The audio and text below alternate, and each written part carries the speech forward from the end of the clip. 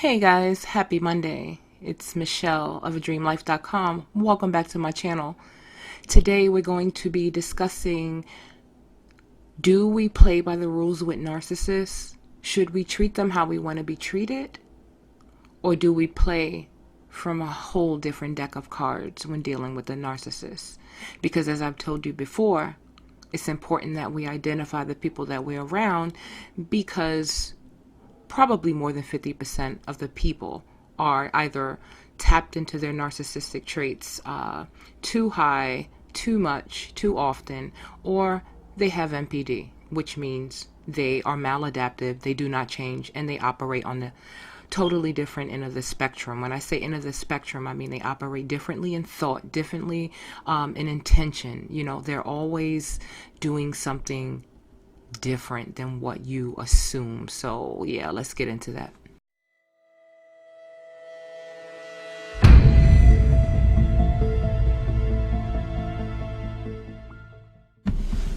Hey, welcome back.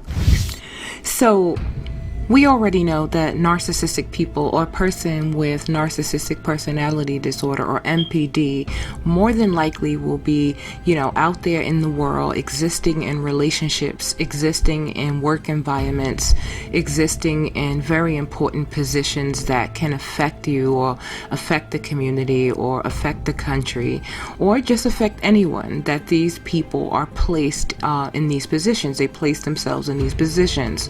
The problem is, the majority of us are taught and conditioned and programmed to be a certain way towards one another. And the average person, even if they're a toxic person, because we're all working through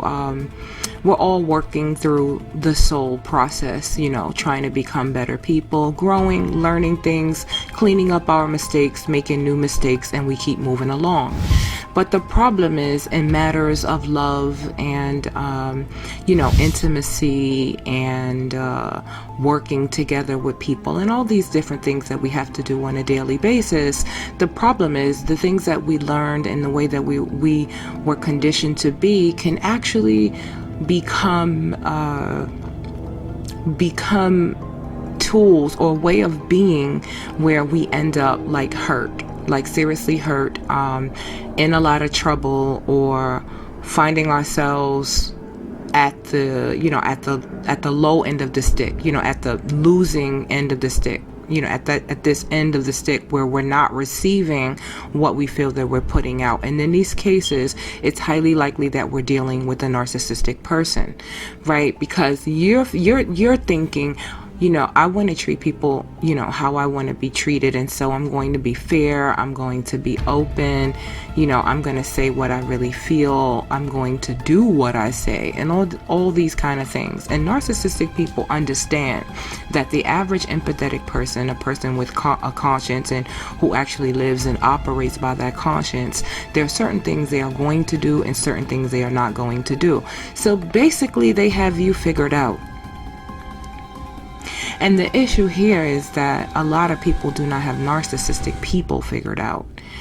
And when they have a narcissistic person in the fold and they're dealing with this person, they're usually confused, and they make the mistake of playing fair, hoping that playing fair is going to eventually iron the situation out.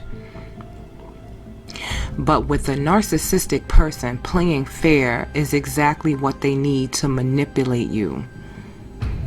Your programming that tells you to play fair is what is going to be used to hold you in relationships long past the expiration date.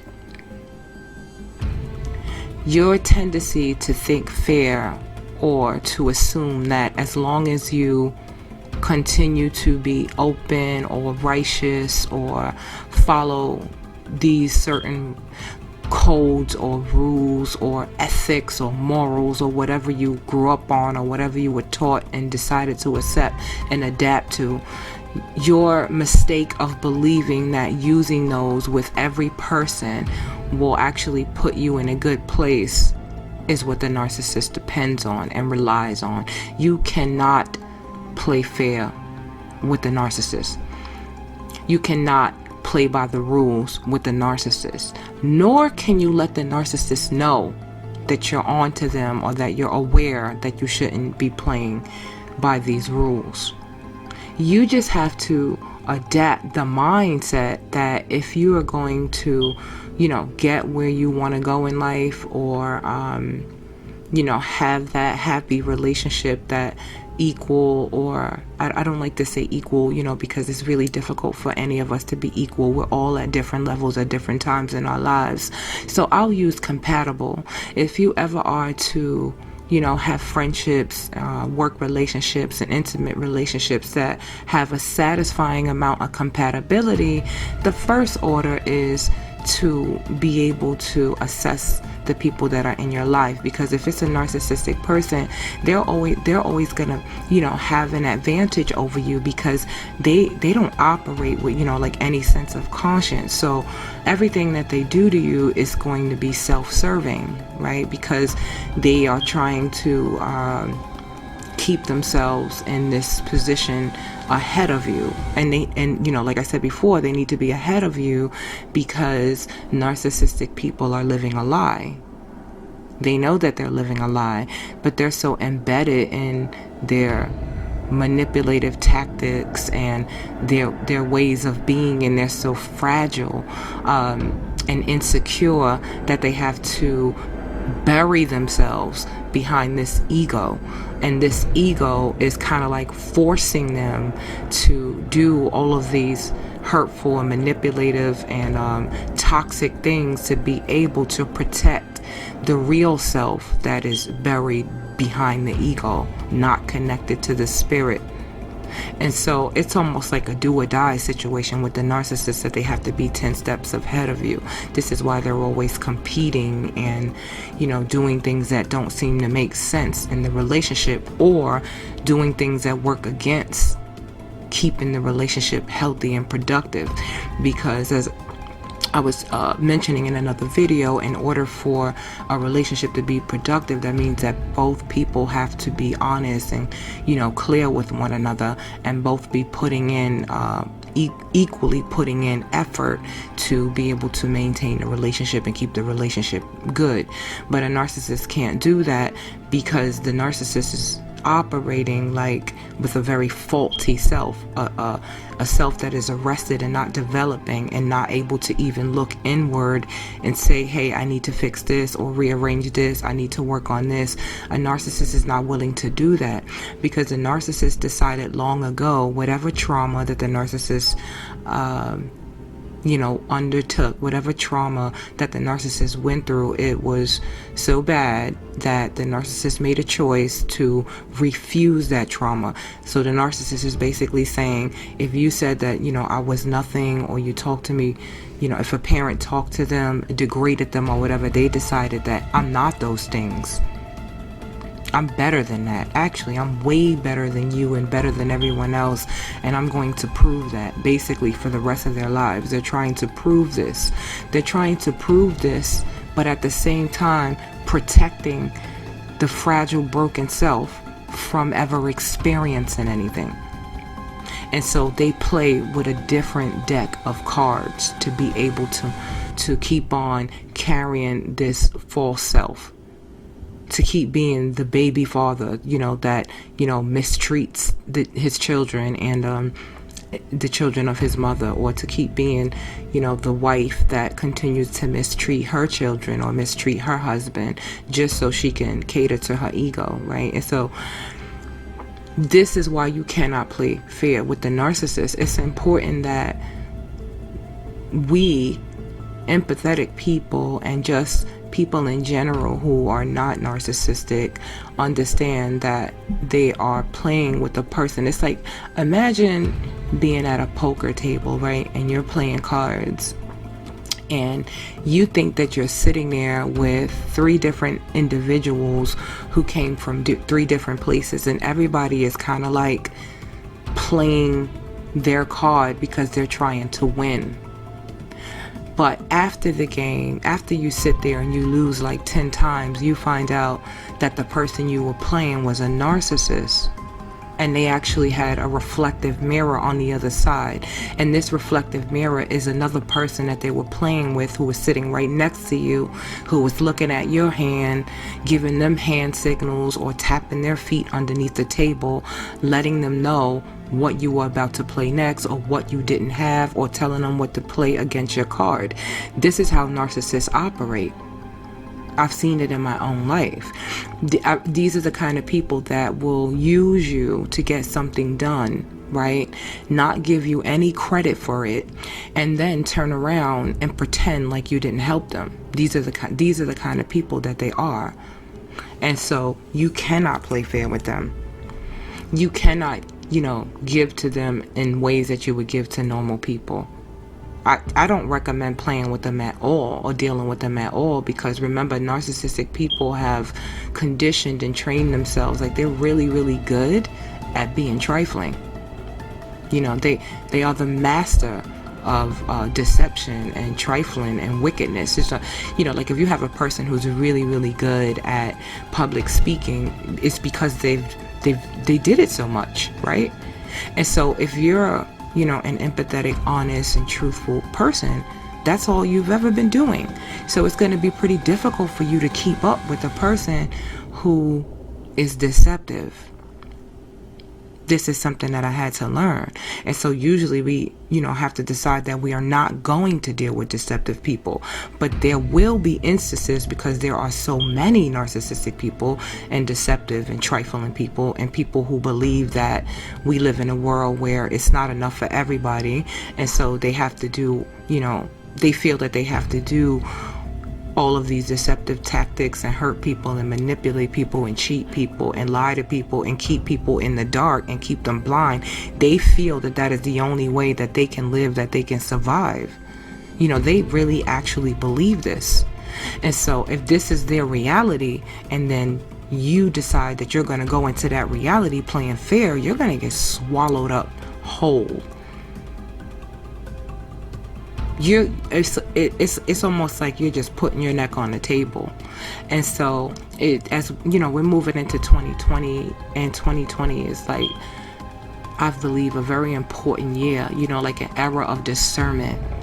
It's a time when the third eye is like opening, and we're seeing, our spirit is opening, and we're becoming more aware of the kind of people, situations, institutions, that we're dealing with, policy. Narcissism is as low as the next door neighbor and as high as the White House in terms of the way things are done. For when people do things just for their benefit and not for anyone else, because they have this strong, intense need for power. And this is a narcissistic person. Narcissistic people have an intense, addictive urge for power and control.